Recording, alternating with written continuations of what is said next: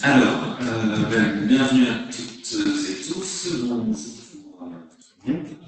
Alors, je vais co-animer avec Emmanuel Adler cette session qu'on a qualifiée historique, avec des quantités qu'on suit, plutôt qu'il y a une qualification des secrétaires humains dans l'histoire. Le but, l'idée qu'on avait avec cette session, c'est de revenir sur la longue histoire qu'a le recyclage des secrétaires humains dans l'histoire humaine, et plutôt récente pour notre époque contemporaine de l'ère industrielle que nous sommes. Et c'est aussi de rappeler ce que se propose de réaliser le programme CAPI a donc rien de nouveau, et que l'on peut s'appuyer en partie sur l'histoire pour à la fois trouver des idées, critiquer le présent et aussi s'inspirer de modèles ou de contre-modèles pour l'utilisation de recyclage des escatades en agriculture. Et donc, on aurait pu présenter nos propres travaux, parce qu'au sein de CAPI, j'ai moi qui vais un test historique, Emmanuel Adler qui est juste un peu plus noir aussi, avec des approches un peu différentes, mais avec beaucoup de contenu. Et il y avait aussi Sabine Barre qui a été pionnière aussi dans ces travaux-là et très importante. Mais on s'est dit que ça pouvait aussi valoir le coup de profiter de ce colloque pour inviter d'autres personnes qui ne sont pas du tout impliquées dans le programme, qui ne connaissaient pas, je crois, avant qu'on les ait invités, mais qui ont travaillé sur ce sujet-là. Voilà, pour avoir ça intéressant d'avoir un autre regard sur ce même sujet. Donc, voilà, je vais rapidement présenter trois intervenants et intervenantes. Et dans l'ordre des présentations, alors d'abord, on aura l'intervention de Ludovic Froudet, en visio, qui est sous la Lyon, je crois, il a pu venir avec nous aujourd'hui. Il est économiste de formation, il est directeur de recherche au CNRS. Et aujourd'hui, il travaille au sein du laboratoire IHRM, l'Institut d'Histoire, des Représentations et des Idées dans les modernités. C'est en pratique un historien des idées, spécialisé dans les idées socio-économiques et les réformes sociales du XVIIIe et du XIXe siècle, et notamment les visions économiques hétérodoxes, socialistes, à l'époque de la révolution industrielle, et aussi à l'époque où donc, le régime économique et ses principes dominants, classiques, etc., se développent et s'imposent petit à petit. Et donc, dans ces recherches-là, il y a notamment croisé un personnage qui est très important pour Capi, qui est Pierre Leroux, le fondateur, plus ou moins, mais il sera ça peut-être, le fondateur du concept de circulus, de l'idée de circulus, qui est celle dont on continue de travailler au fond aujourd'hui.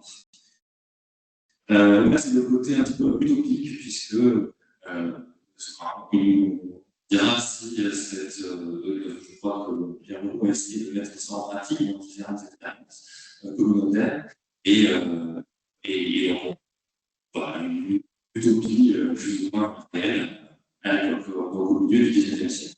Ensuite, on aura le volet un peu plus, le côté réalité, c'est-à-dire qu'on aura deux présentations sur toujours le XIXe siècle et le XXe siècle aussi, de comment le recyclage des excréments humains, à travers notamment des matières de vidange d'un côté et des eaux usées de l'autre, les matières de vidange qui précédaient les eaux usées de l'autre. Et donc là, on aura la présentation de Laurent Lallemand, qui est un autre historien, c'est un historien du monde rural. Lui aussi est directeur de recherche au CNRS, au sein de laboratoire du Centre de recherche historique à Paris. Et ses travaux portent sur l'émergence des filières industrielles et sur les systèmes internes et familiaux dans les systèmes français du 19e et du 20e siècle. Et il s'est intéressé il y a quelque temps à l'histoire au début du temps. des engrais chimiques, des engrais minéraux, tout ça, mais aussi en faisant cette histoire de construction de ce secteur des engrais, il a croisé les matières de mélange. Et il a travaillé pendant quelques années sur les matières de mélange dans l'alcool, et notamment en complément du regard urbain que peut être celui de Salvatore, bien aussi, il a complété par la culture rurale sur comment ces matières ont pu être utilisées et réceptionnées dans la région parisienne au XIXe siècle. Voilà. Et comme ça, la réalité des pratiques à l'école et de la gestion du secrétaire au XIXe siècle. Et enfin, on aura la présentation de Béatrice Cabellos. Béatrice qui n'est pas historienne universitaire, mais qui est une historienne en pratique, puisque elle a été aujourd'hui du département de la Toise, où elle a travaillé au sein du service culturel, culture, et au sein de ce service, elle a contribué beaucoup à un atelier qui était un atelier de restitution j'ai oublié l'acronyme, c'est du patrimoine. Ok, donc un éco-musée qui a eu le nom de atelier de restitution du patrimoine et de l'ethnologie. Et au sein de cet atelier, elle a beaucoup contribué à recueillir et à la mémoire orale de paysans, paysannes, agriculteurs qui ont entretenu et fait fonctionner les champs d'été, qui étaient des champs qui ont été créés à la fin du XIXe siècle en aval de Paris pour maintenir l'utilisation agricole de mélange qui était cette fois-ci transformée en musée du système, et qui pendant quasiment tout le XXe siècle ont contribué à maintenir un certain nombre de village des extrêmement humains de Paris. Et alors là, c'est vrai que c'est le paradoxe avec notre temps présent, c'est que voilà, le départ du système de tout l'égout, vous expliquez ça un petit peu, mais le système de tout l'égout est orienté vers le recyclage. Et aujourd'hui, paradoxalement, c'est le plus gros verrou pour mettre en face des systèmes de couple métalliques. Suite à cette introduction, je vais laisser la parole à qui va nous parler de Pierre Leroux et du Circus. Voilà. Merci Loïc.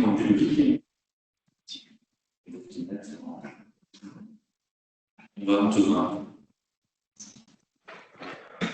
Merci Étienne, et puis un grand merci aux organisateurs du programme Colloque au CAPI pour cette invitation, et vraiment désolé de ne pas être en présence à Paris avec vous. Alors, dans un papier récent, notre président de séance, Étienne Dufour, explique que l'idéal du recyclage des excréta humains a pu trouver sa matrice dans l'œuvre de Pierre Leroux. Alors, qui était Pierre Leroux? Pierre Leroux est un des représentants majeurs d'un utopisme qui s'est développé au siècle des Révolutions, entre 1750 et 1850, disons du Code de la nature de Morelly en 1755 à l'Humanisphère de Joseph Desjacques, 1860. Leroux est précisément de la génération utopiste qui est née au lendemain de la Grande Révolution et dont l'œuvre culmine dans les années 1840. Ses représentants, outre Leroux, furent Cabet, Voyage en Icarie, Proudhon, Qu'est-ce que la propriété, Louis Blanc, Organisation du travail, Flora Tristan, l'Union ouvrière. Notons déjà qu'au sein de cette nébuleuse, Leroux, comme Proudhon d'ailleurs, n'est pas un pur intellectuel. C'est initialement un typographe, un artisan qualifié, et ajoutons un artisan qui va côtoyer le monde de ceux qu'on appelle alors les prolétaires, soit ceux qui n'ont pas de propriété, pas même celle de leur nom, qui n'accèdent pas ou très peu à la citoyenneté civile, politique, économique. Alors de rêve ou roman, l'utopie devient à ce moment-là projet politique, social, et Leroux, un temps, l'indexe à un terme nouveau que lui-même invente vers 1834. Ce terme, c'est le terme de socialisme. Rempart à l'individualisme montant qui isole, sépare met en concurrence, valide toutes les captures et prédations, en bref conduit à l'exploitation de l'homme par l'homme. Le socialisme est un savoir et un espoir du lien. C'est un savoir nouveau, un espoir nouveau, plein de promesses, mais pourquoi à ce moment? Eh bien tout simplement parce qu'un nouvel encyclopédisme se développe alors, sciences et techniques sont bouleversées, et puis surtout, on établit une nouvelle classification des sciences, avec à son sommet la science de l'homme, de ses choix et d'un destin que l'homme, l'humanité, est désormais en possibilité ou en pouvoir d'orienter. Alors rappelons que publié en 1840, le grand œuvre de Leroux s'appelle De l'humanité. Un savoir-espoir du lien, donc un lien qu'il faut créer, protéger, améliorer, cultiver. Un lien entre les hommes, mais aussi un lien entre l'homme et la nature. Celle qui, en quelques mots, va exprimer au mieux cet esprit de l'utopisme, c'est justement une disciple de Pierre Leroux, la célèbre écrivaine George Sand. Dans une lettre au poète et maçon Poncy, elle écrit magnifiquement, je la cite, « Voilà comment les utopies se réalisent. C'est toujours autrement et mieux. » Alors Leroux, Sand et tout un cercle de disciples, frères et amis, ne cessent alors de penser, mais aussi d'expérimenter l'association, soit les moyens intellectuels et matériels de développer les liens nouveaux du monde à venir. Vers 1840, il forge le terme de communionisme pour désigner le but d'une association, mais non coercitive, non uniformisante, et dont les expressions premières doivent être développées non prioritairement par un État en surplomb, mais germinées par la vitalité des groupements intermédiaires autonomes et localisés, territorialisés, et en particulier dans la commune. En 1846, dans la Revue sociale, Leroux explique qu'il suffit, je cite, des excréments de l'homme pour répondre à Malthus. Alors qu'en 1853, dans sa brochure Aux États de Jersey, il se propose, je le cite encore, de faire du pain avec les excréments humains. Alors comment Leroux et son cercle de disciples en arrivent-ils à ces propositions surprenantes? Pour répondre, il faut faire un détour minime par leur savoir en philosophie et économie politique et par leur espoir ou réalisation. Et ici, ce que fut la communauté de Boussac. Alors Leroux est un philosophe de l'égalité radicale des intelligences parmi les êtres. C'est la pluralité des facultés qui caractérise chaque intelligence individuelle et permet de signaler la nécessité pour chacune de s'associer, de se lier. Une association ou une liaison réussie se mesure à sa capacité de transformer, améliorer les situations réelles, de créer des milieux favorables à la vie. Je cite, « Toujours vous apercevrez la vie se développant par une création incessante et une série continue de progrès. » Leroux. Ces situations de solidarité mettent en jeu des interactions entre êtres humains, mais aussi entre ceux-ci et les environnements naturels. Toute vie véritable est une vie de relation. Je cite, une communion, il dira aussi communication incessante de l'homme avec ses semblables et avec l'univers.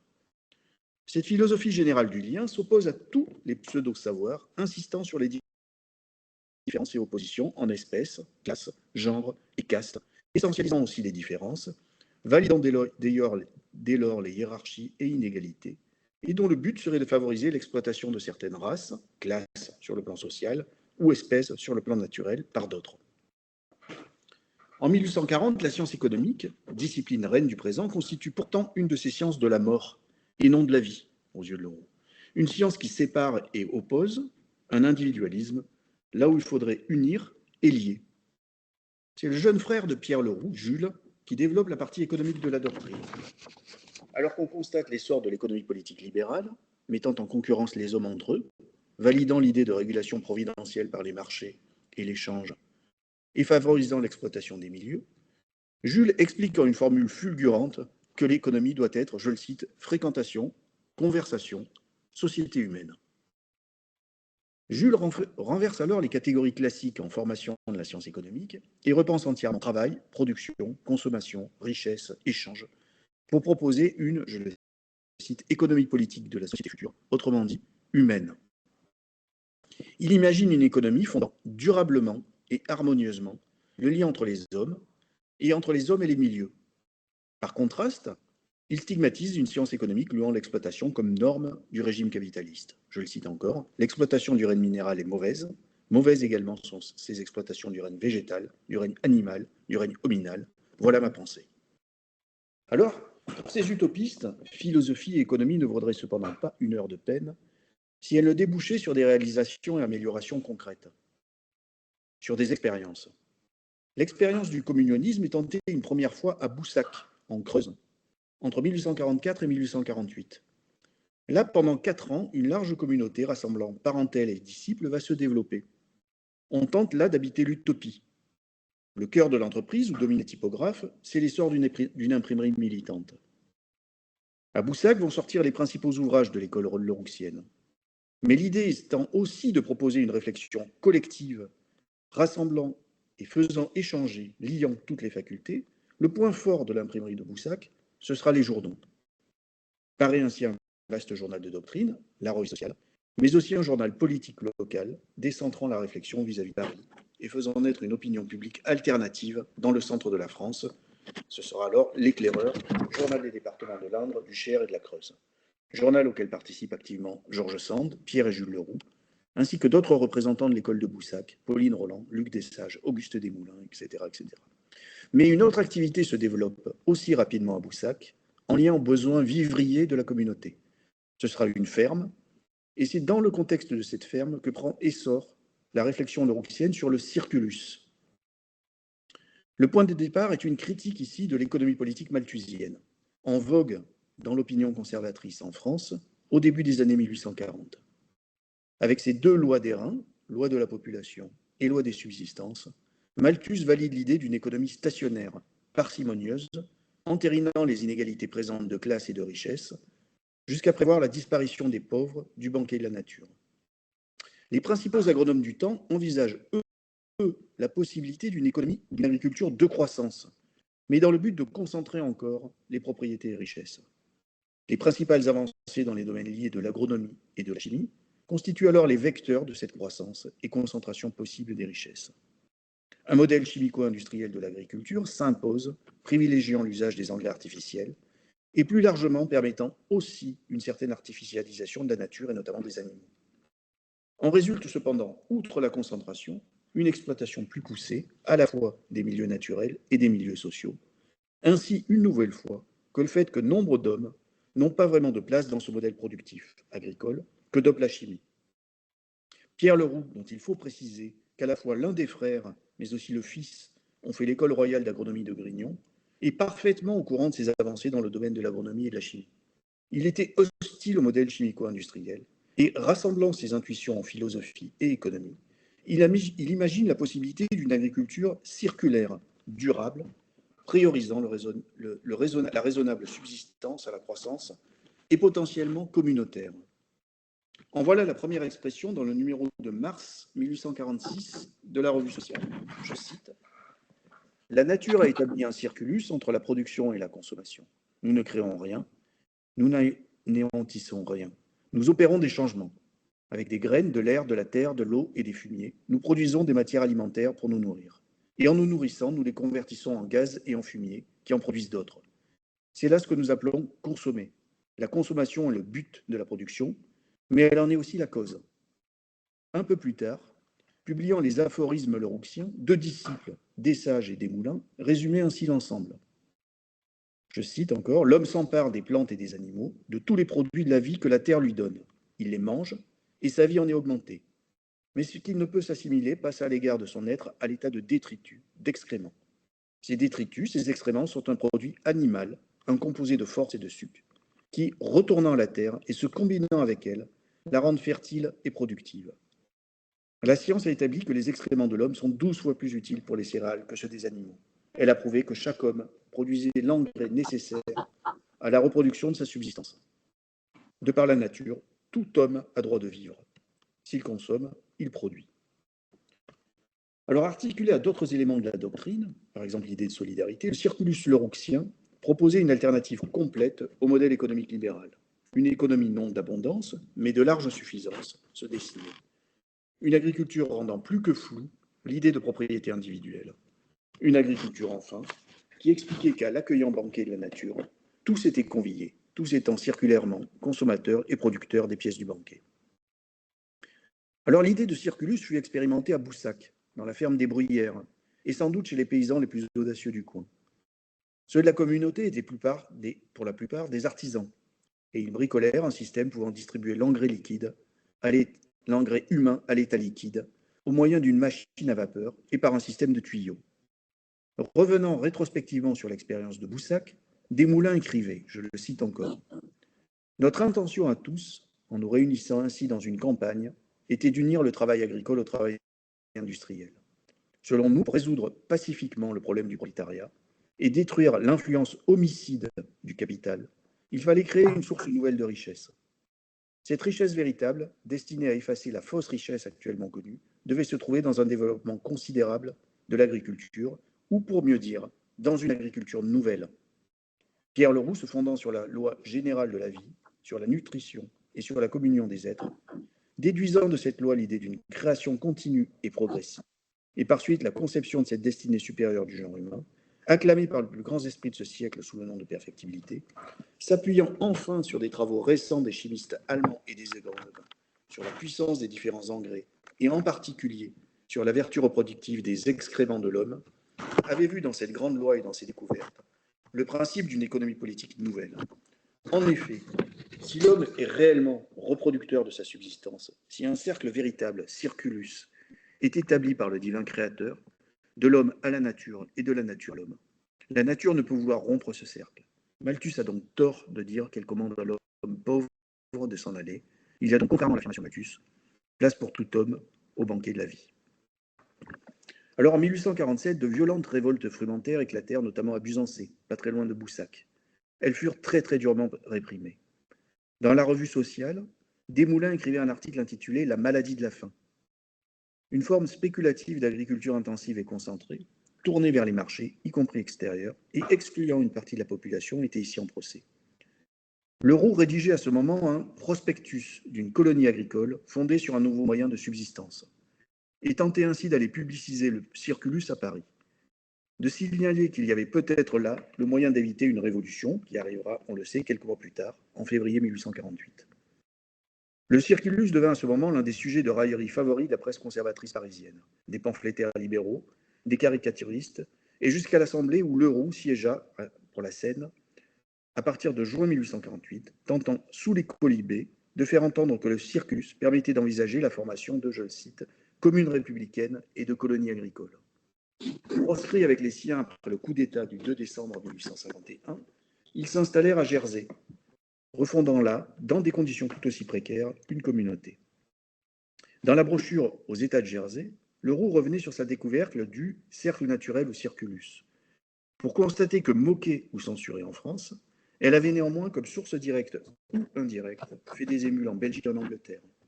En Angleterre, Charles Kingsley ou encore le General Board of Health soulignait à quel point l'exploitation d'un fleuve d'engrais liquide récupéré dans les grandes villes pouvait améliorer les rendements agricoles. Alors qu'en Belgique, Charles Rongier, accaparé par le problème de la misère dans les Flandres, enjoignait dès avril 1846 de, je cite, s'enquérir des moyens de recueillir et d'utiliser les engrais qui se perdent dans les grands centres de population au détriment de la salubrité publique et de l'agriculture. Dans sa brochure, Leroux conseillait donc l'expérience du circulus dans les États de Jersey, annonçant par avance une forte multiplication des rendements et la création d'une large suffisance pour la population. Alors en 1937, dans une conférence célèbre, Marc Bloch expliquait que l'histoire était une originale science des différences. Il y a d'indiscutables différences entre la situation autour de 1848 et notre présent, mais tout autant d'échos. Que retenir alors de cette vieille histoire de Leroux, George Sand, Boussac et la Révolution de février 48? Peut-être le fait que dans la brochure aux États de Jersey, 1853, Leroux explique que sa loi de nutrition-sécrétion exprime, je cite, l'idée socialiste de circulus, qu'il y a là tout à la fois une théorie philosophique, économique et agriculturale, soit un nouvel imaginaire social, un nouveau paradigme, mais tout autant une utopie réelle, désormais pensée et en voie d'être réalisée, expérimentée. Il a donc ici, avec Leroux et toutes et tous ceux qui l'entouraient, à retenir l'histoire d'une matrice, pour reprendre les termes d'Étienne, d'un ensemble, d'un tout. Soit ici une réflexion générale comprenant une frontale critique de l'économie politique, capitalisme dans les termes des Leroux, et la proposition d'une alternative globale en termes liés d'économie, d'écologie et de politique, socialisme ou communisme dans les termes de Leroux. Merci beaucoup.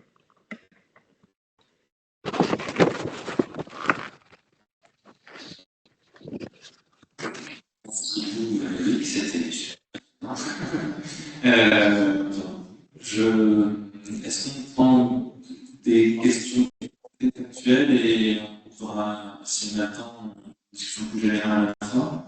Peut-être une ou deux questions, et si on n'a pas, on pourra le faire après.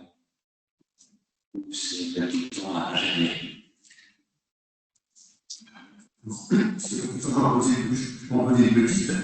A priori, le procédé qui est utilisé, c'est un procédé liquide, c'est ça? Oui, oui. On a des détails sur les éléments techniques de comment c'était procédé ou pas du tout? Non. Non, et même un de mes énormes regrets, c'est que je n'ai pas retrouvé le prospectus. Le prospectus est cité dans quelques publications. Le prospectus que rédige Leroux à la fin de l'année 1847 et avec lequel il part à Paris juste avant la Révolution pour expliquer ce qu'est le circulus et qu'est-ce que ça propose. En fait, je ne l'ai pas. Et concernant les moyens techniques qui sont utilisés à la ferme de Boussac, à la ferme des Bruyères à Boussac, justement pour épandre le fumier humain, les excréments humains dans les champs. Ça non plus, je n'ai pas le détail. On l'a pas. En fait, l'un des grands problèmes de la communauté de Boussac, c'est qu'il n'y a plus d'archives. Il n'y a plus d'archives parce qu'elles ont été toutes détruites au moment du coup d'État de 1851. On est obligé de reconstituer les quelques traces qui demeurent de cette expérience. Merci.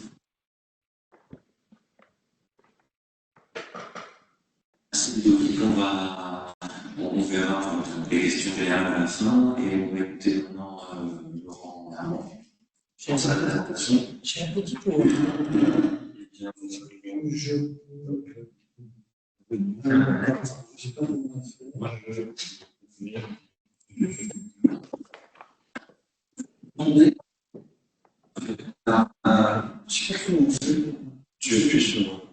J'ai appuyé au hasard. Vous avez des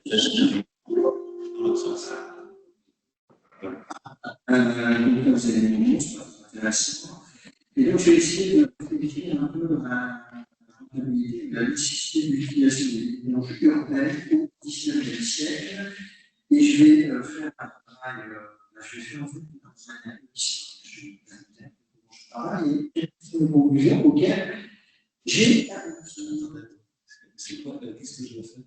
Jamais on prend le HF et le micro. Pardon? Et du harcèlement. Appuyez sur le mauvais bouton. J'ai appuyé sur le mauvais bouton. Et là, c'est le milieu de ce matin.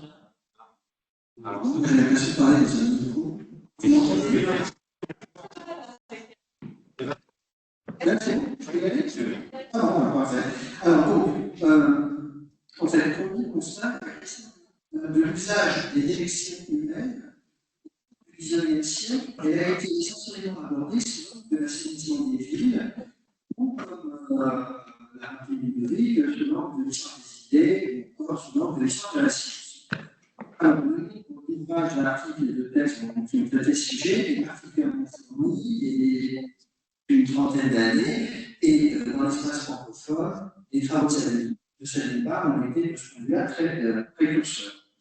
Mais assez étrangement, l'usage des sous-produits de ce qu'on appelle des finances urbaines par les agriculteurs eux-mêmes n'a pas fait l'objet en fait, d'une grande attention. Il existe réellement très peu d'études qui adoptent le point de vue des cultivateurs et des populations rurales, que ce soit en France ou dans d'autres pays. Alors, il y a une exception, c'est celle de Peter Le Bref, qui a en partie travaillé là-dessus. Alors, attendez, qu'est-ce que c'est là-dessus? C'est ce que je suis en train de voir. Alors, donc, moi, ce que je vais faire dans ce travail, c'est d'une part essayer de vous présenter les sources qui permettent de saisir à la fois l'utilisation et l'attitude des populations rurales. Ce sera la première partie. Et dans la deuxième partie, je vais essayer de montrer ce qu'on peut en tirer. Alors, je ne prétends pas faire une histoire totale de cette question du point de vue des ruraux, et simplement vous donner quelques éléments de réflexion. Alors, la première chose, c'est qu'il n'existe pas de source spécifique qui concerne l'utilisation des engrais urbains dans les campagnes quotidiennes. Personnellement, je n'en ai pas trouvé. Mais par contre, il y a un certain nombre de sources qui sont à la fois diffuses et éparses, mais nombreuses, qui permettent d'avoir quelques idées. Alors, la première des sources, c'est ce qu'on appelle les inventaires après l'essai. Qu'est-ce que c'est qu'un inventaire après l'essai?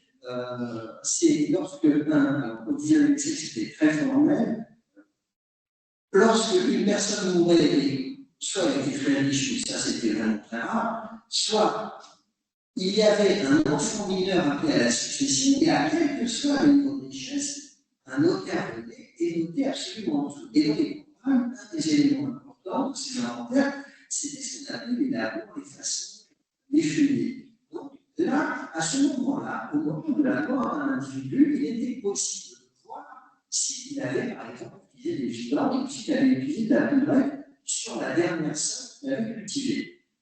Voilà, ça c'est un premier indice. Alors, le problème des inventaires, c'est qu'il y en a des millions, que c'est très long à utiliser, et que quand on a publié 250 ou 300 comme moi, déjà épuisé, on arrête tout, et ça existe, et il y aurait quelque chose à faire de ce point de vue-là.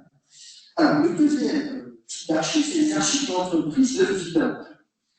Alors, on a beaucoup travaillé sur ce type d'archives, mais finalement pas tant que ça. Parce qu'on a beaucoup travaillé sur les livres qui étaient issus en fait, des plurifériens des entreprises de vidange ou de ceux qui voulaient promouvoir, en quelque sorte, leur commerce de vidange. Il existe, cela dit, quelques sources, soit effectivement dans des archives notariées, soit des sources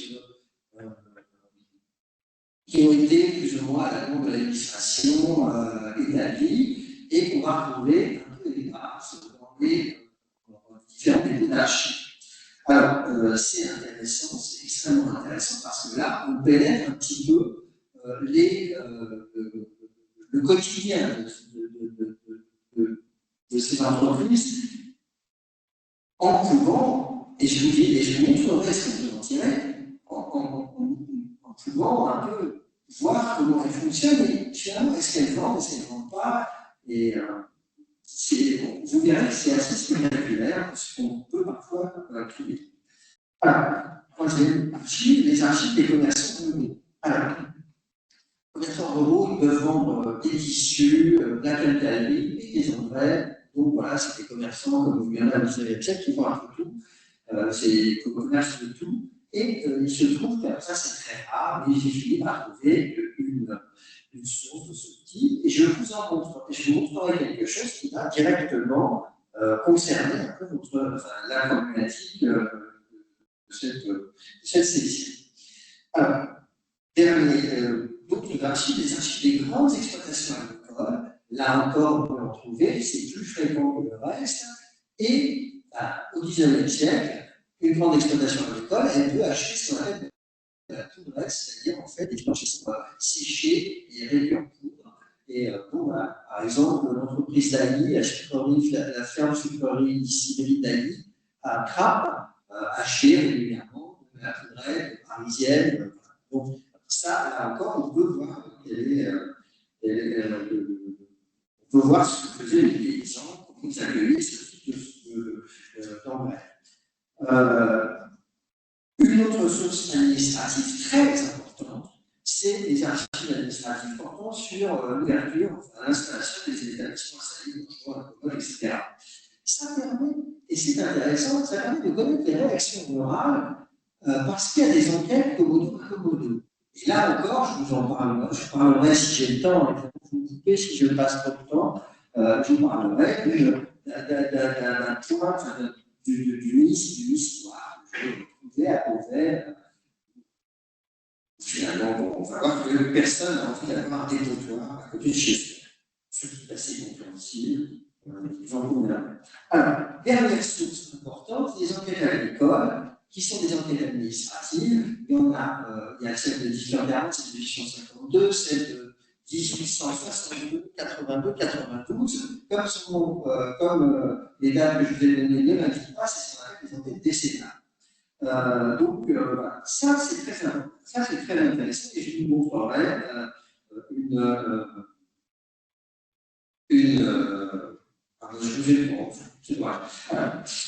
je montrerai quelque chose à ce propos. Je vais peut-être commencer par la. Voilà. Alors, voilà, là, vous avez l'image de cette enquête agricole de 1862, ça, celle sur laquelle nous avons travaillé. Je suis désolé, vous ne voyez pas grand-chose, hein, mais vous pouvez me faire confiance. Moi, là, je dis, c'est vraiment très sérieux, tout à fait. Ce que je vous racontais déjà, avec un spécialiste SIG, on a essayé de montrer quelle était l'extension, l'ère de commercialisation des livres. Alors, pas uniquement les livres parisiennes qui sont du célèbre, mais les livres à travers toute la France. Alors, ce qu'on a pu montrer, c'est que les livrettes, c'est-à-dire donc ces excréments humains desséchés et réduits en poudre, faire rapide, ils ont un rythme de commercialisation qui ne dépasse jamais 50 km. Alors, je reviendrai là-dessus, sur ce rayon de 50 km. Mais si on compare avec un autre anglais en 1862, qui est cité très souvent aussi, c'est le Guano.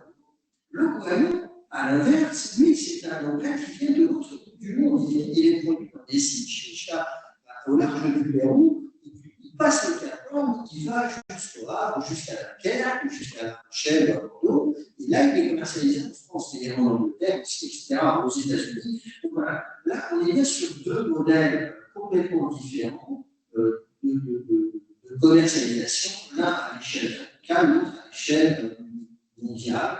C'est un des deux premiers globaux. Voilà. Je reviendrai enfin sur cette question.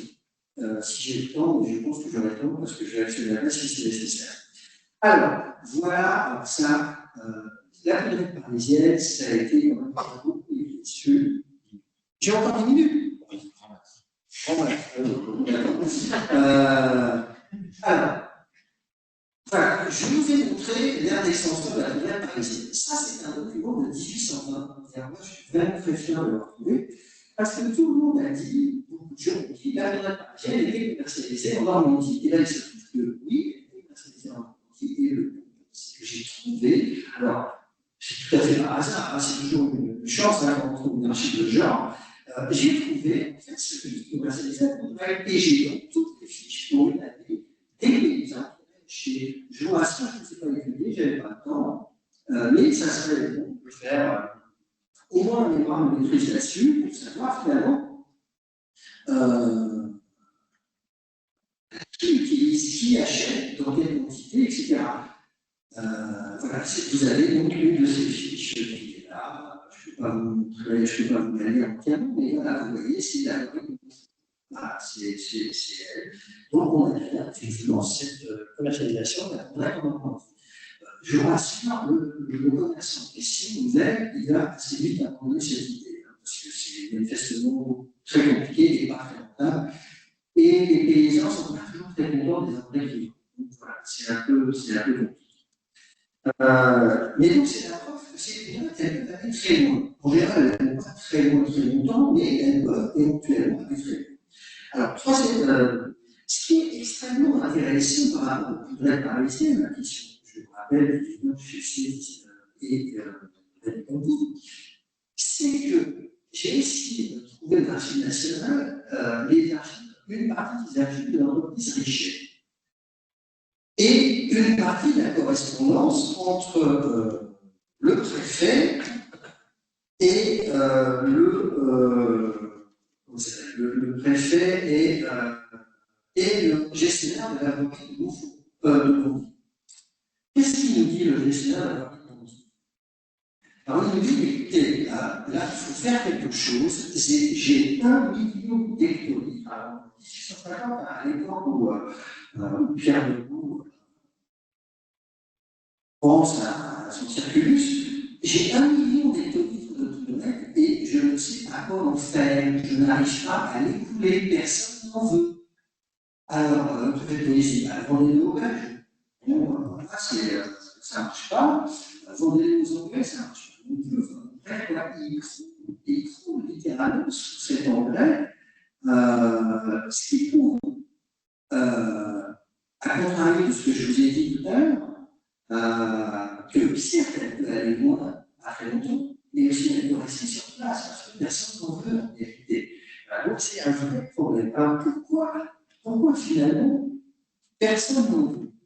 Avant de répondre, je vais revenir sur l'existence de ces ce qu'on appelle les dépotoirs, c'est-à-dire des lieux où on déverse la vidange. Alors, il y a une histoire qui est très intéressante parce qu'elle met en cause à la fois un dépotoir et à la fois un clos d'écarissage. Alors, je vais aller très vite parce que j'ai sans doute moins de 5 minutes maintenant. Voilà. En gros, si vous voulez, il y a deux industriels, un qui tient des dépotoirs, un et l'autre qui tient le clos d'écarissage. Et en gros, la dispute dure des années, ça dure des années. Les uns, l'un et l'autre, s'accusant mutuellement d'avoir l'entreprise qui pue la plus. C'est une horreur. C'est-à-dire qu'il y a des témoignages des commissaires de police, des gardes champêtres, des riverains, et ils sont mauvais, c'est ce qu'on passe à côté, c'était épouvantable. Celui qui tient le clos d'écarissage dit que ce ouvrier ne supporte plus l'odeur de mauvais. Et finalement, c'est le commissaire de police de Beauvais qui a le dernier mot, parce qu'il nous dit écoutez, peu importe ça. Le problème, c'est qu'il faut évacuer les vidanges de Beauvais. Point final. Donc, ça a pué et il arrivera, tant pis pour eux. Ça, c'est aussi une réalité à prendre en compte quand on étudie la vie des ruraux. Parce qu'il y a quand même des gens qui voudraient qu'ils aient un métier un peu différent des urbains. Et pas du tout. En fait, et d'ailleurs, les animaux sont pareils, hein, ils le disent, quand on passe à côté, c'est pas un mauvais j'ai trouvé ces derniers temps, quand on passe à côté d'un déposeur, les animaux, ça les affole, voilà, tout simplement, parce que ça c'est tellement mauvais. Et puis, toutes ces matières organiques qu'on fait macérer, qu'on fait. Bon, bref, c'est vraiment désagréable. C'est une réalité. Et ça m'a amené d'ailleurs à étudier un peu, finalement, est-ce qu'on utilisait vraiment l'urine à la fois des vaches et des cochons? Ah oui, plus ou moins. Mais enfin, maintenant, je vous laisse imaginer ce que ça veut dire de trimballer, de vider régulièrement, je sais pas, moi, une cuve de 100 litres de pipi, de bovin ou de cochon. Et puis après, de le mettre dans un pédo, et ensuite de transporter le pédo dans le champ. Quand même, la réalité, c'est ça. Il faut vous représenter que ces paysans, finalement, quand on voit ça dans les bouquins, on a l'impression que tout se passe bien. Mais c'est pas tout à fait vrai. C'est en réalité, très souvent, et très longtemps, en réalité. L'urine des vaches, par exemple, elle va tout simplement être perdue. Elle va être perdue parce qu'ils n'ont pas spécialement envie de construire des puits. J'ai calculé, j'ai fait aussi le calcul du coût du puits. Ça coûte cher, c'est pas pratique, ça tue, enfin bon, voilà, la vache est triste, et ça va partir. Alors, autant vous dire que si c'est vrai pour la vache, c'est aussi vrai pour les félins humaines. Donc voilà, on a un autre enthousiasme délirant de la population paysanne pour ça. Alors maintenant, pourquoi? Il y a l'aspect olfactif, il y a l'aspect sain, tout simplement. Et puis, il y a aussi l'aspect du coût. C'est-à-dire que quand on fait de la poudrette, on a 1 ou 2% d'azote. Alors, je parle d'azote en ayant, il faut avoir à l'esprit que ce terme d'azote va apparaître à la suite des travaux de Débit, de Luxembourg, de l'eau, c'est-à-dire dans les années 1840-50. Avant, on ne parle pas d'azote, on ne parle pas de phosphate, on ne parle pas de potasse, on ne parle pas de tout ça. Mais voilà, les paysans ne sont pas plus bêtes que nous, ils savent très bien si l'antenne marche ou ne marche pas. Et concrètement, la poudrette, c'est 1 ou 2% d'azote maximum. Le bois dont je vais parler, c'est très à la source. Donc, vous avez pour le même volume un engrais qui est 13, 15, 20 fois plus puissant. Alors, bien sûr, en termes de coût de transport, la différence est énorme. Et donc, on s'explique qu'on passe le carbone pour amener du boyau jusqu'en Europe. Et on s'explique assez bien pourquoi ça va pas à 50 km, pas plus de 50 km. Mais c'est qu'il y a l'épandage. Et comme on épand, épandre 1 kg d'azote et travailler 100 kg de matière inerte, ça enthousiasme peu les gens. Alors que quand on épand 13 kg ou 15 kg d'azote, pour 100 kg qu'on a bougé, quelque chose qu'on a soulevé, qu'on a épandu, ça intéresse beaucoup plus les gens. même s'ils ne sont pas au courant que c'est de l'azote, le résultat, ils le voient à la fin. Donc tout ça pour vous expliquer que, au-delà d'une image qui a été, à mon sens, un petit peu trop mise en avant, et qui tient au problème des sources qu'on a utilisées, la paysannerie, elle est à la fois peu enthousiaste, mais elle sait s'en servir quand c'est nécessaire. Voilà, ça c'est clair. Donc voilà, c'était un peu pour vous fixer ce que moi, à travers toutes les sources et les travaux que j'ai faits là-dessus, pour vous dire à quel point le problème était plus complexe si on prend le point de vue de la paysannerie qu'il apparaît si on prend le point de vue des élites urbaines. Donc, parce que pour les élites urbaines, l'enjeu, c'est soit on est industriel et à ce moment-là, on fait le profit, soit on est un métier et à ce moment-là, on veut absolument que la ville soit un minimum vivable.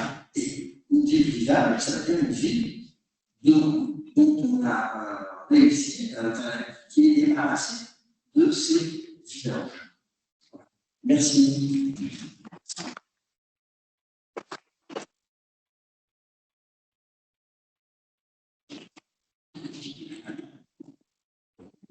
Des questions?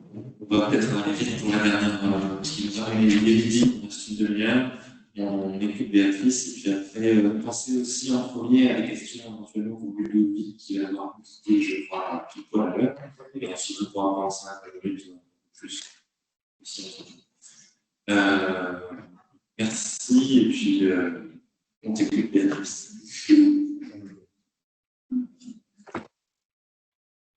Bonjour et merci de m'avoir proposé de venir parler des champs d'épandage de la ville de Paris. Ces champs d'épandage qui se sont mis en place autour du double usage, d'épuration des eaux et de production agricole. Et ces champs d'épandage qui ont focalisé sur eux beaucoup d'opposition. Opposition au principe d'épuration agricole imposé par les ingénieurs de la ville de Paris. Controverse aussi au niveau local, avec des nuisances, des inondations, des luttes autour de la population de l'effluent, la stigmatisation des populations, pour finir par une pollution des terres. L'histoire des champs d'épandage de la ville de Paris n'a pas été un long fleuve tranquille. Et je donnerai pour exemple le site qu'on a été une petite équipe à étudier pour le département du Val-d'Oise, la plaine de Méricain, qui fonctionnait encore il y a peu de temps comme champ d'épandage. Alors, il nous faut revenir sur Paris, autour de la question de l'assainissement parisien, qui, dans la seconde moitié du XIXe siècle, va opposer les édits, les ingénieurs, le corps médical. En effet, à partir de 1861, on a donc un réseau d'égouts conçu par Eugène Belcamp, avec des collecteurs, et qui rejette en Seine, au niveau de Clichy-Anières et au niveau de Saint-Denis, l'effluent des eaux usées de la capitale. Et le débit du fleuve, surtout en été, est beaucoup trop faible pour que cet effluent puisse s'y diluer. On a donc des dépôts organiques qui fermentent et qui concurrencent. C'est vraiment l'exemple d'un fleuve pollué. Alors, on a un ingénieur hydraulicien, passionné d'agriculture, Adolphe Émile, qui est envoyé par le baron Haussmann étudier des exemples d'irrigation agricole de vidange à l'étranger. Donc, il part à Milan, Valence en Espagne, et Namur, et au retour, il va expérimenter cette utilisation agricole de vidange. D'abord, à côté de la voirie de Bondy, avec un professeur d'agriculture Nimol, il fait pousser des plants, des légumes irrigués avec des contenus du dépotoir, et ensuite on débouche du collecteur de Clichy. Alors, au niveau du collecteur de Clichy, on est dans un effluent beaucoup plus dilué. On a des excréteurs humains, mais on a aussi des eaux pluviales, des eaux ménagères.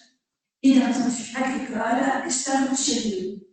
Et désormais, Adolphe Émile Eugène Durantelet, ingénieur aussi, vont s'employer à démontrer l'intérêt d'associer épuration des eaux et production agricole. D'abord, c'est le moyen de récupérer les éléments fertilisants que ces eaux contiennent, d'où le soutien des agronomes. Ensuite, c'est le moyen aussi de retenir des mouvements importants agricoles à proximité de la capitale. La population parisienne augmente, les Parisiens ont souffert de la faim durant le siècle de 70, donc il faut cultiver de grands espaces à proximité de la capitale. Et à Gennevilliers, à partir de 1869, les maraîchers acceptent d'irriguer leurs champs avec des eaux provenant du collecteur de Clichy. Et en même temps, pour rassurer et convaincre les plus réticents, la ville de Paris organise une véritable opération de promotion de l'épandage agricole en mettant en place des jardins modernes. Donc, il y en a eu à ABR, il y en a eu à HR, de la station actuelle, la station d'épuration. Voilà. Donc, on fait venir des visiteurs, on leur fait déguster des légumes et sentir, il n'y a pas d'odeur. On leur propose même de boire l'eau des grains, puisqu'on a des grains qui récupèrent les eaux après filtration à travers le sol et qui les renvoient au fleuve le plus proche. On a comme toutefois des oppositions multiples. D'abord, une partie du corps médical, notamment les bactériologistes, qui craignent les risques de propagation des germes pathogènes. Tout avait goût se met en place, donc on a vraiment dans les eaux d'égout tous les excrétats humains. On a les vidangeurs, dont on vous a parlé, qui ont fait poudrette avec le système d'épuration agricole. Et puis, on a l'opposition des communes concernées. Le premier projet proposé par Durantelet en 1874 évoque 8000 hectares de champs d'épandage autour de Nanterre, Voeil, Château, Croissy. Toutes les communes se développent la vie des châteaux. Et dès lors, la polémique relative au principe d'épuration agricole ne va plus cesser. D'autant qu'à Gennevilliers, là on a le premier maraîcher qui utilise ces outils, et bien on a une montée de la nappe phréatique, des inondations, des épidémies qu'on ne relie pas forcément à la question de ces outils. Les cultivateurs, les élus accusent la capitale de vouloir les empoisonner. Et on assiste dès lors à l'émergence de rapports conflictuels entre Paris et sa couronne. La capitale étant accusée de vouloir annexer sa périphérie pour y transporter ses déchets. En même temps, on a une pollution inquiétante du fleuve. Beaucoup de populations consomment l'argent du fleuve. On a une récurrence des épidémies de typhoïde, de choléra. Le vous a parlé des odeurs, 1880, ça a été appelé l'année de la puanteur. Les voiries, en proximité immédiate de Paris, puent en peste, donc on a des odeurs méphitique. Voilà. Après des débats dont je vais vous faire grâce, on a finalement la loi 1889 qui déclare d'utilité publique l'aménagement de champs d'épandage mis en culture dans la partie d'Achères.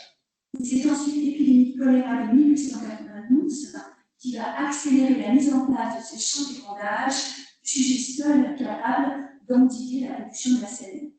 Avec la loi du 10 juillet 1894 qui rend le tout aller obligatoire et qui oblige la ville de Paris à épandre dans un délai de 5 ans la totalité de ses eaux usées sur les champs cultivés. Donc on aménage un ministère général de 28 km qui va acheminer l'ensemble des eaux usées de la capitale jusqu'à Seine-et-Oise. La Seine-et-Oise qui est le département qui entoure la capitale.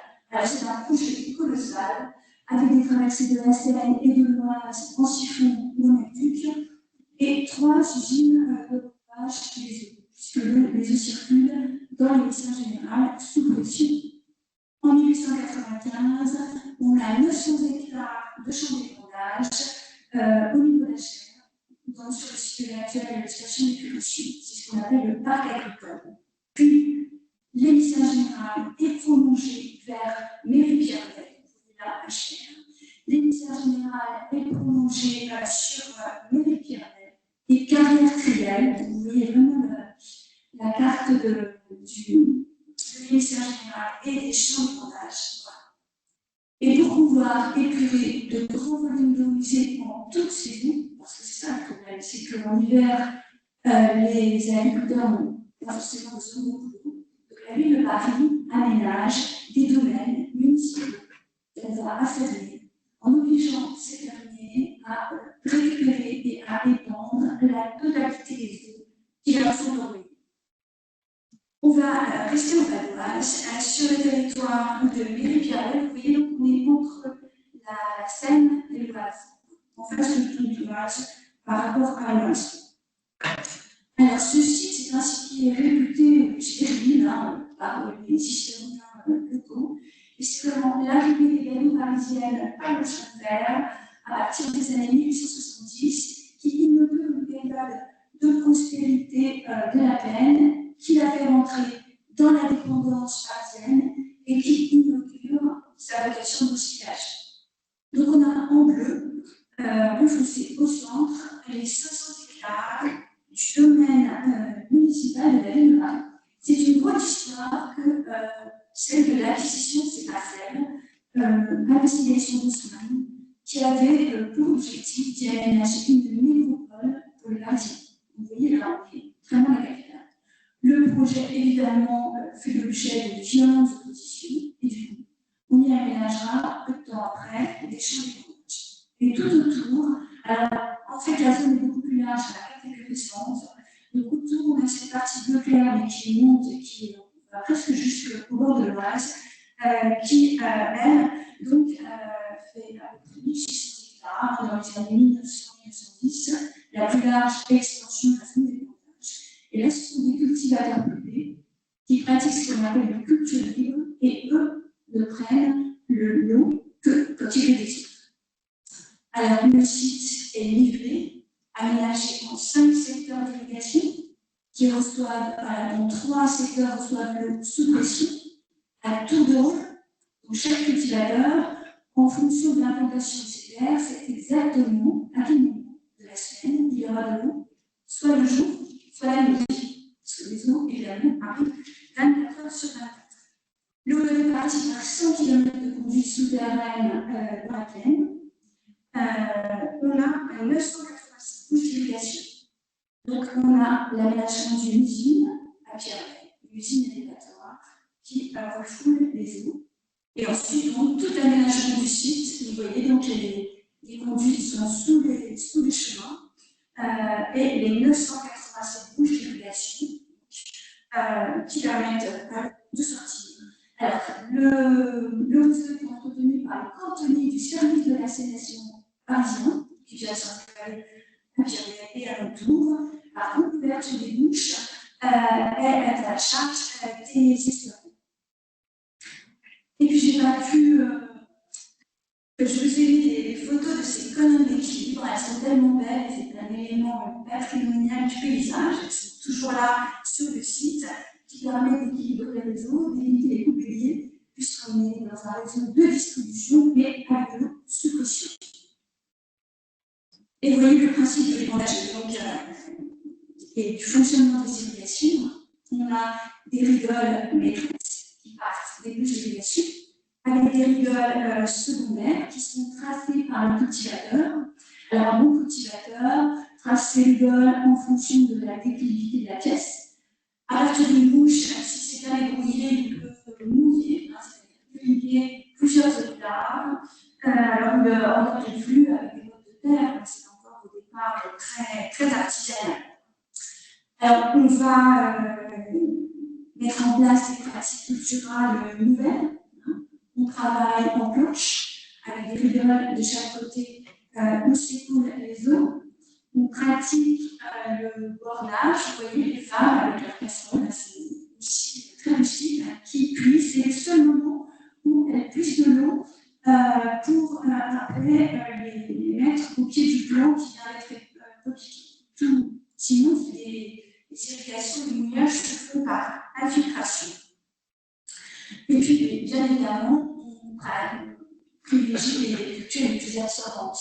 On va arrêter de cultiver l'asperge qui ne supporte pas de grande quantité d'eau. Alors, les principes de précaution. Parce que dès le début, on met quand même en place des principes de précaution avec une commission consultative des champs d'épandage qui va vérifier la bonne application. D'abord, on a un maximum d'épandage, 40 000 m3 par hectare et par an.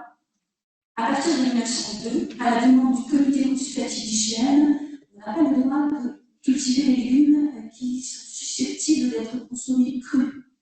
Le fermier doit soumettre chaque année son plan d'assainissement à la commission consultative. Par contre, à côté, les cultivateurs indépendants font à peu près ce qu'ils veulent.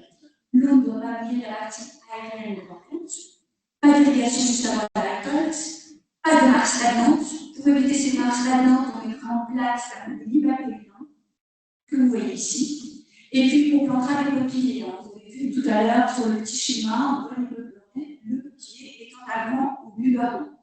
Et à partir de 1907, on va mettre en place des périmètres de précaution autour des villages concernés par ces champs d'épandage. Certains cultivateurs auraient bien aimé les obliger par des bénévoles jusqu'à leur culture au centre du village. On a régulièrement une analyse des eaux des terrains par le laboratoire de Montsouris.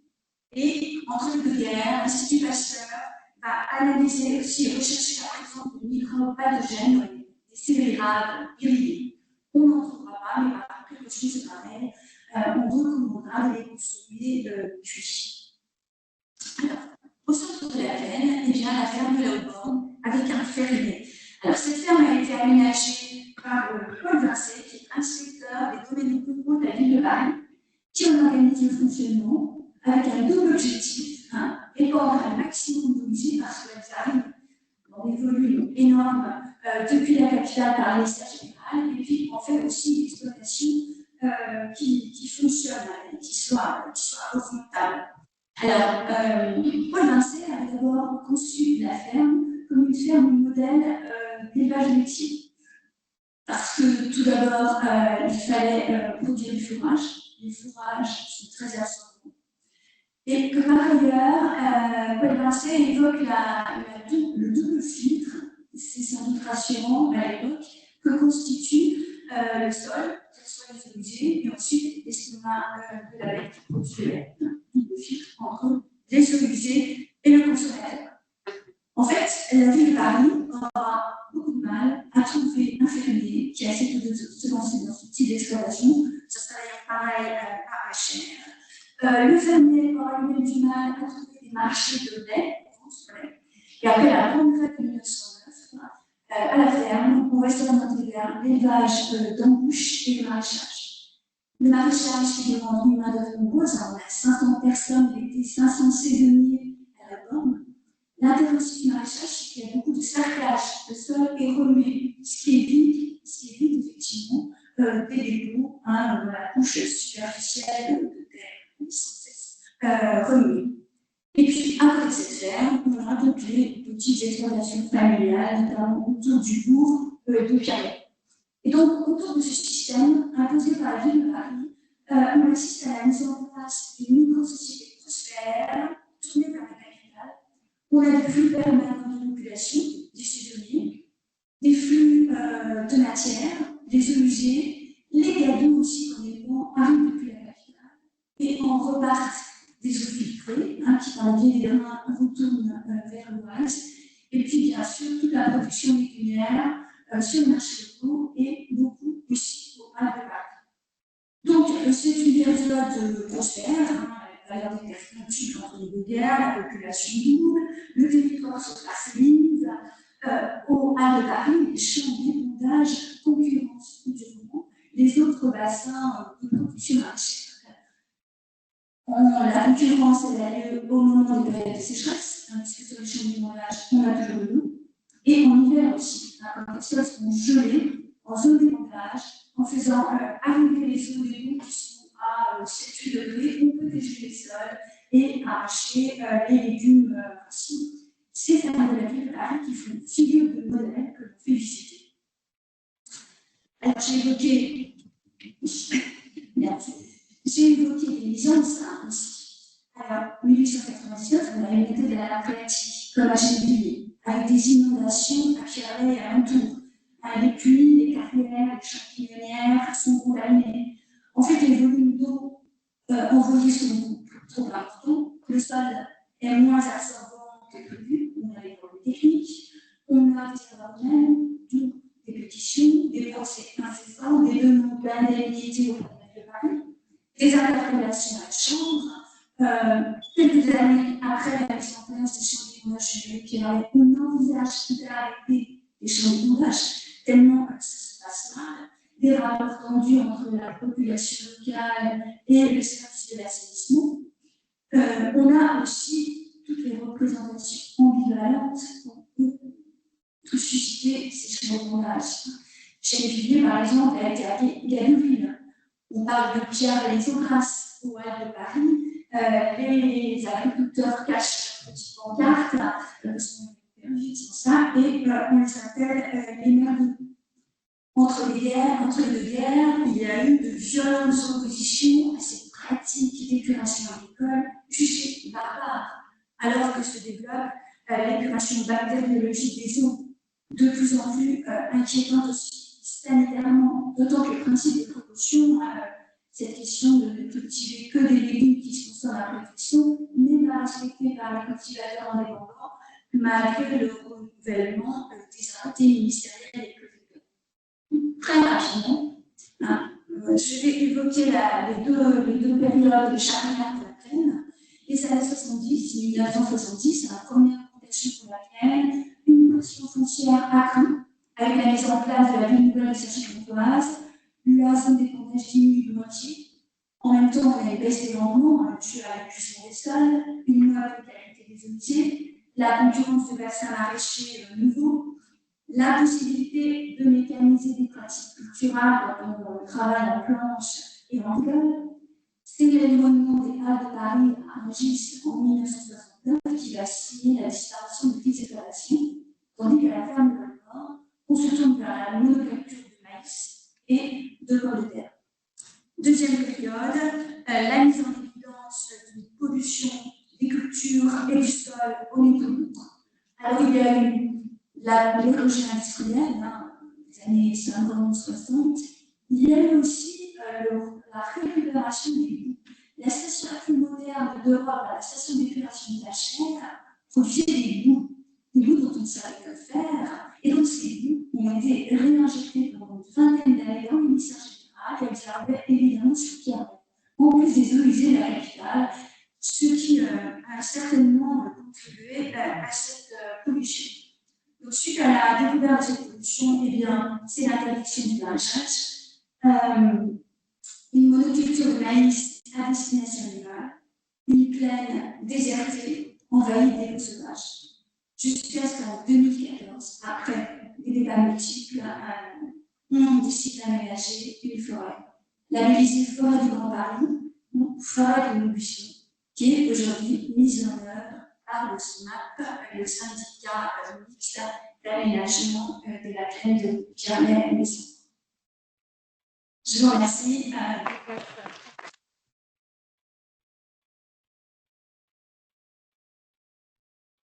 Béatrice, de la fin de c'est impressionnant.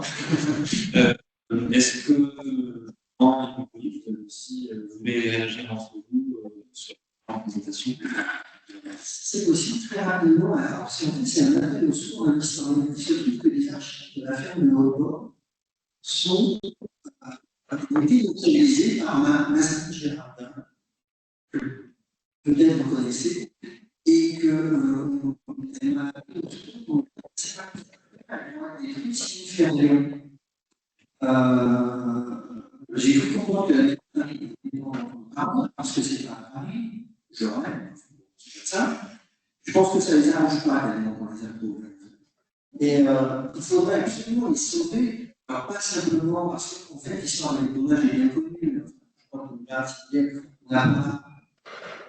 pas grand-chose sur le travail, sur les équipes, sur le quotidien, la finance, etc. Ça serait extrêmement important. Donc, si vous connaissez un moyen de sauver ces archives, et en particulier le conseil départemental du Val-d'Oise, ça serait vraiment extraordinaire et vous pouvez m'écrire, je vous mettrai en contact avec Gérard, hein, qui vous mettra en contact avec des personnes. Une doctorante, je crois que voilà. Donc voilà.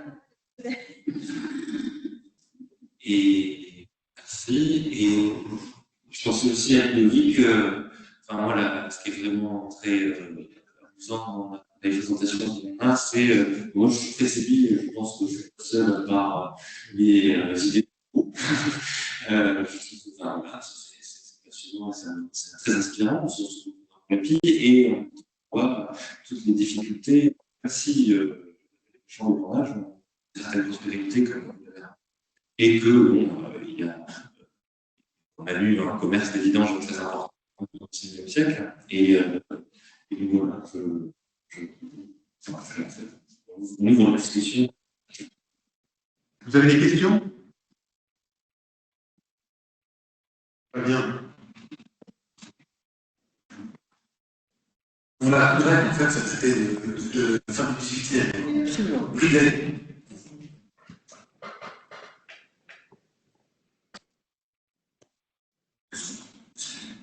C'est quoi la présentation, comme j'essaie de vérifier que tout se passe bien en toutes les sessions à parler, je peux assister à toute la présentation. Mais du coup, j'assistais à la présentation de des questions à poser. D'abord, merci pour la présentation. Et j'espère qu'on va avoir l'opportunité aujourd'hui, surtout après, de prolonger les essences sur ce sujet.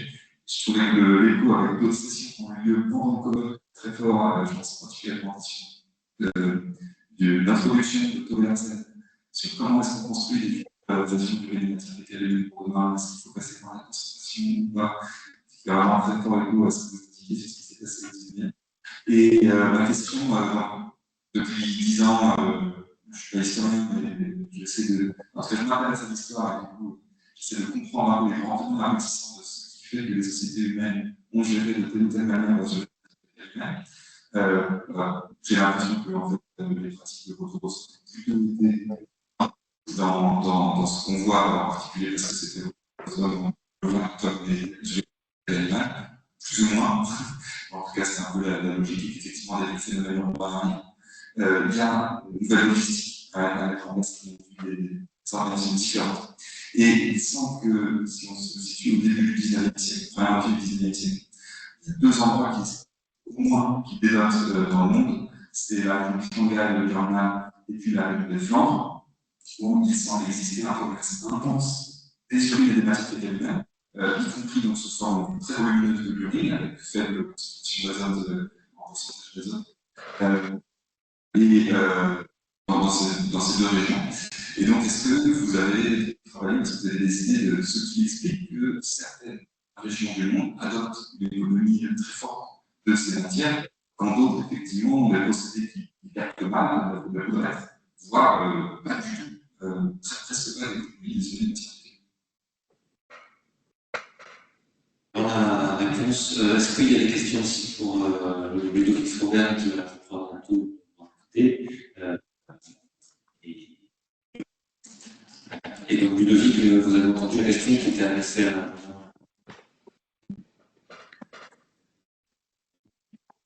Vous nous entendez? Oui, mais j'entends très mal en fait, là depuis un moment.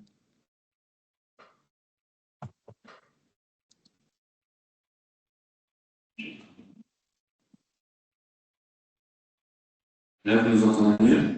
Oui, là je t'entends très bien. Oui, bonjour, ma question est pas pour Laurent Mermont. Je voulais savoir si on sait comment ont été séchées les matières pour arriver à cette fameuse poudre.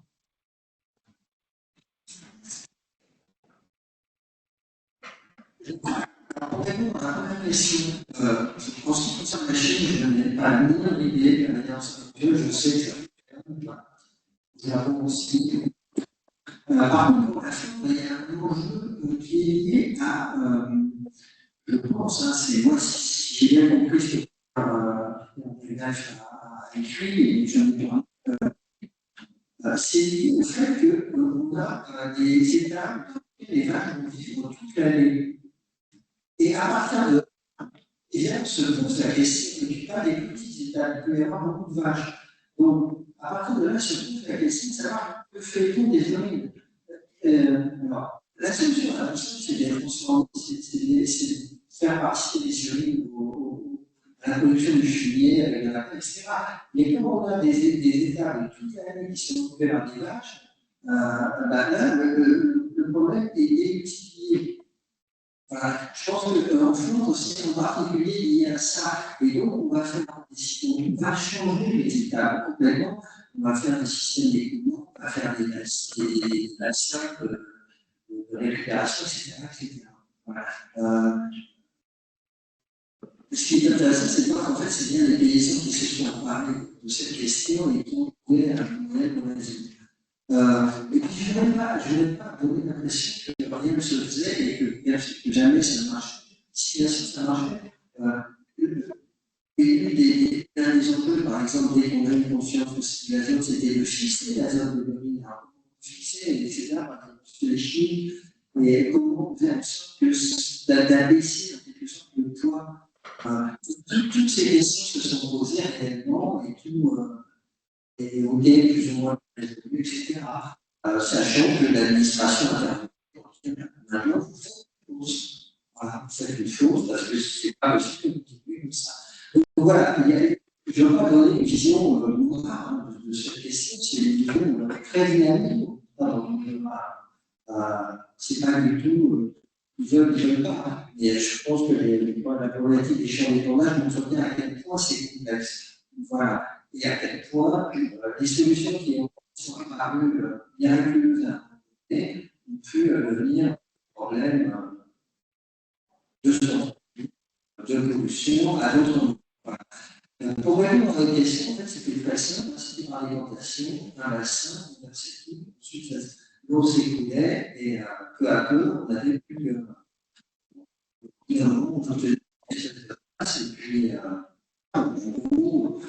notre système. Alors, après, il y a l'effet Fillon, on a lancé etc. Mais ça, je pense que si vous voulez savoir réellement mieux, je pense que c'est beaucoup plus de là-dessus. Voilà. Je suis pas. Moi, j'ai laissé beaucoup de produits paysans de la c'est l'alimentation. Voilà. Je peux apporter un petit élément de réponse, ça va bien. Je pense que pour le coup, les matières de vidange humaine qui étaient très valorisées maintenant, ça correspond surtout à une industrie des sud du Nord, la culture du vin, et puis une forte densité de population. Et après, une description précise de comment se fait les tampons, elle existe. La parole du Châtelet s'est rendue sur place, et un autre aussi qui s'est rendu sur place, une description précise. Et c'était aussi associé à un laboratoire. D'autres questions? Merci, bonjour, Mathilde Dandin, de l'IRN. Petite question technique. Madame Cabelos, vous avez parlé de l'Ibac-Tanine. Très bien compris, à quoi est-ce que vous servez et l'Ibac, c'est bien dans le champ. Disons que c'était un complément au moment où l'opération agricole s'est mise en place, l'opération bactériologique n'était pas encore. Voilà. Mais à partir de 1908 et 1909, on a tellement de marques stagnantes, laquelle a une déclivité bien environnementale et de tels volumes sont amenés qu'on a on va du cycle. Donc il faut absolument trouver comment éviter cette stagnation d'eau usée que les cultivateurs n'arrivent pas à utiliser, notamment si le temps est très pluvieux. Donc on va aménager les villes avec un complément des champs d'épandage à côté de peu de fédérés sur la coquille pour essayer absolument d'assurer c'est un complément.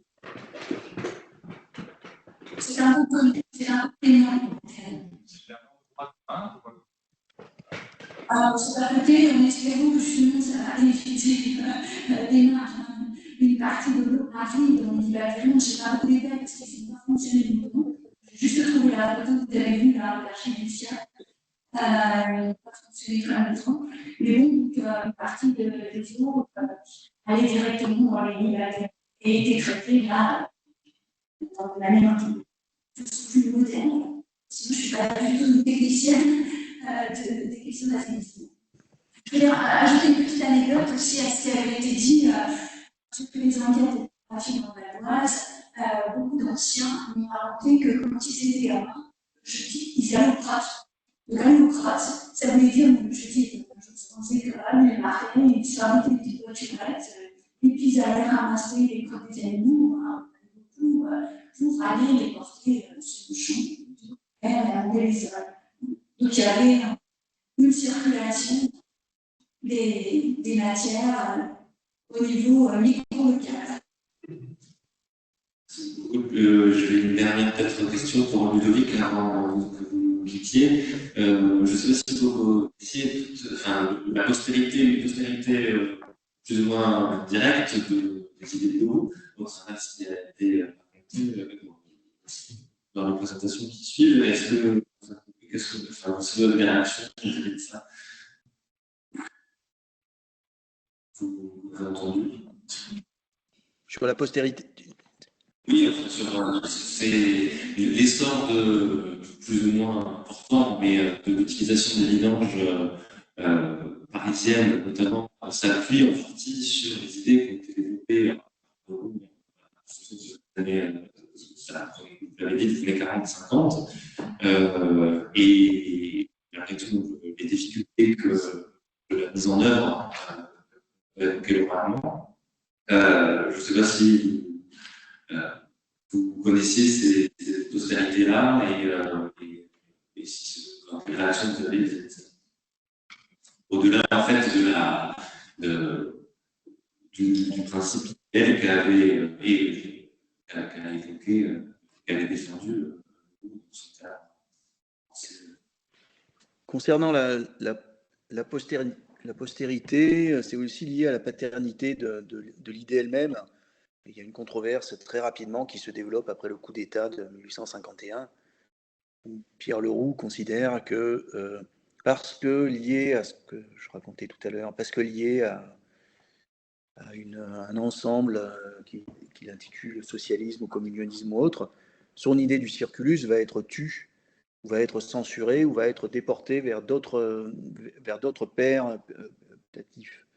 Donc à ce moment-là, son idée elle-même disparaît. Alors on la retrouve, on sait très bien que comme il était à Jersey avec Victor Hugo, on le retrouve dans un chapitre très célèbre du livre de Hugo. Mais sinon, il n'y a pas une véritable connaissance de ces textes à ce moment-là. Simplement, ce qui change, c'est au niveau moderne, c'est au niveau de l'historiographie. Pendant des années, il y a quand même eu une historiographie sur Pierre Leroux, qui s'est développée sur ces 2 derniers siècles. Et bien entendu, pendant très longtemps, on ne portait absolument pas attention à la question du circulus. On allait travailler sur la solidarité ou sur d'autres aspects de la pensée de Leroux. Et c'est que depuis une vingtaine d'années que quelques chercheurs ont commencé à dire, mais regardez, il y a quand même une idée qui est quand même une idée précurseur, je ne vais pas utiliser, enfin le terme n'est pas bon en histoire des sciences, hein, mais il y a quand même une idée première chez Leroux, et un certain nombre donc de chercheurs se sont repenchés sur cet aspect. Et ça, c'est lié simplement à l'évolution des regards historiographiques et des intérêts historiographiques. Donc voilà, la postérité, oui, à l'heure actuelle, ça ressort parce qu'il y a aussi une réflexion qui est liée au fait que, traditionnellement, et notamment en France, l'émergence du socialisme est liée au saint-simonisme ou à la limite au communisme de Cabet, et que donc on considère que le socialisme est lié au productivisme. Et donc il y a eu une recherche de sources non productivistes dans la pensée socialiste, et c'est comme ça aussi qu'on arrive à Pierre Leroux. Voilà pourquoi à l'heure actuelle, il y a des chercheurs qui se sont remis à travailler sur Pierre Leroux. Et le circulus. Voilà. J'ai une petite remarque. En fait, à la même époque, il y a deux personnes, Louis et Moll, j'en avais parlé, qui s'appelle Louis et Moll. Et Moll, en particulier, va s'intéresser à cette question donc vers 1850, comment réinvestir ces vidanges chez un musée dans l'agriculture. Et il a imaginé dès la décennie 1850 un système tubulaire qui permettrait d'amener directement l'eau à les agriculteurs et il suffirait en quelque sorte de On voit Jacques Rigaud, voilà, il y a de très belles images. Il a conçu tout un système en fait, qui permettrait d'irriguer en fait, l'ensemble de la région parisienne par un système de tuyaux et de fertiliser et d'irriguer en même temps. Alors, moi, ça m'avait amené à une question peut-être plus intéressante au-delà du rêve de Noël. C'est qu'en fait, il assimile en fait, la fluidité de l'eau à la fluidité du capital circulant des entreprises. C'est-à-dire qu'en fait, l'eau, cette eau, ces eaux, c'est méthodique de l'industrialisation de l'agriculture, où le capital est très fluide et où l'eau, finalement, va apporter des éléments fertilisants. Et ça pose vraiment la question de savoir, finalement, pourquoi on trouve et qui lutte aussi la promotion de ces idées, utiliser les eaux. C'est-à-dire que, vous l'avez dit, il y a quand même des enjeux économiques derrière ça. Il y a des enjeux sanitaires, des enjeux urbains, de politique publique, mais il y a aussi des enjeux. Et il faut vraiment des avantages. C'est-à-dire qu'il y a des gens qui sont pour, parce que c'est ils vont vivre, il y a des gens qui sont contre, parce que ça va contre leur intérêt. C'est-à-dire que l'élimination de tout ce qui est engrais organique, ça procède évidemment en partie du fait qu'ils sont moins concentrés, moins efficaces, moins immédiatement efficaces que les engrais qui vont apparaître dans la deuxième moitié du XIXe siècle, mais ça peut aussi procéder parfois, je ne dis pas tout le temps, mais parfois, du fait qu'il y a des ça va à l'encontre de certains intérêts économiques. Voilà. En particulier, le fait que nous vendons moins d'engrais que si on vend moins d'engrais commerciaux chimiques, etc. Si on a un concurrent direct qui est l'engrais organique. Alors c'est pas vrai pour tous les engrais organiques, c'est pas vrai, mais c'est particulièrement sensible en matière de engrais. On empile des arguments de devenir jusqu'à, on empile des arguments pour dire non, il ne faut pas les utiliser. Et l'argument de la pollution des sols va apparaître finalement assez tôt, dès les années 1890. Et l'impact sur la santé humaine. Oui, l'impact sur la santé humaine, la pollution des sols, etc. va apparaître assez rapidement. Donc, voilà, c'était juste une petite remarque. Et pour vous dire, dès les années 1850, cette idée de circulation de la matière et aussi assez paradoxalement l'idée de la circulation du capital. Voilà. Béatrice, Oui, je vais me laisser autrement, c'est nous. Étienne, Juste je dois vraiment vous quitter. L'aménagement chez les Norvégiens, je suis en Champagne, vous imaginez, pour transporter les eaux jusqu'en Champagne-Bouilleuse. Voilà. Il y a aussi le gros projet qui revient sur le dessus de la table de construire un ministère pour prendre les eaux au musée de la capitale jusqu'à la Manche. Le projet était soutenu par Pasteur lui-même.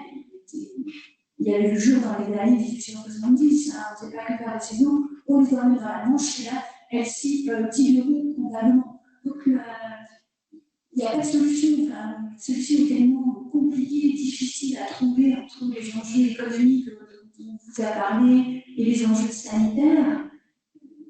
C'est très compliqué et très inquiétant. Dire qu'aujourd'hui, c'est tout sauf un peu de frontière. Il y avait une question le matin là, on a dépassé beaucoup, mais on prend la question. On va s'arrêter. En plus, c'est pas une question, c'est une réponse. Normalement, tout à l'heure, tu parlais des archives de la musique. Quand je suis bibliothèque, je travaille pour l'OSMA. Je suis à l'origine de quelques bouteilles à mer, donc on sait qui est arrivé jusqu'à Nazareth Girard, pour essayer de mettre de côté les choses qui sont dans la ferme de l'Orient, qui est en train d'être démolie. Voilà. Donc, j'ai mis quelques bouteilles à la mer il y a plus d'un an. À l'époque, les archives de Paris, ça ne semblait pas les intéresser, ou je n'ai pas tapé à la porte. Et récemment, j'ai fait une visite avec personne des archives départementales de la douane, qui a refait le lien avec Vincent Duché aux archives de Paris. Et donc, a priori, on va arriver à ce que les archives soient mises de côté, sachant qu'elles ont été très mal stockées, un peu dégradées, parce qu'on a prêté la maison des entraînements institutionnels, et que ça a été aussi exploité par une chouette qui a eu. Voilà. Et la salle en question a été aussi exploitée par une chouette qui a eu peu de scrupules. Mais bon, on essaie de mettre ça en carton dans les semaines qui viennent, dans ce sujet. Voilà, et puis pendant la démolition de la ferme, je mets de côté des petites choses. J'espère que ça pourra en servir plus tard dans un parcours muséographique. Je me fais tirer les oreilles par mon président qui n'est pas au courant pour l'instant. Mais voilà, je remplis en hangar avec des vieux papiers, des cléguettes. L'ancien buffet de la cantine des ouvriers. Je ne sais pas ce qu'on va en faire. Merci.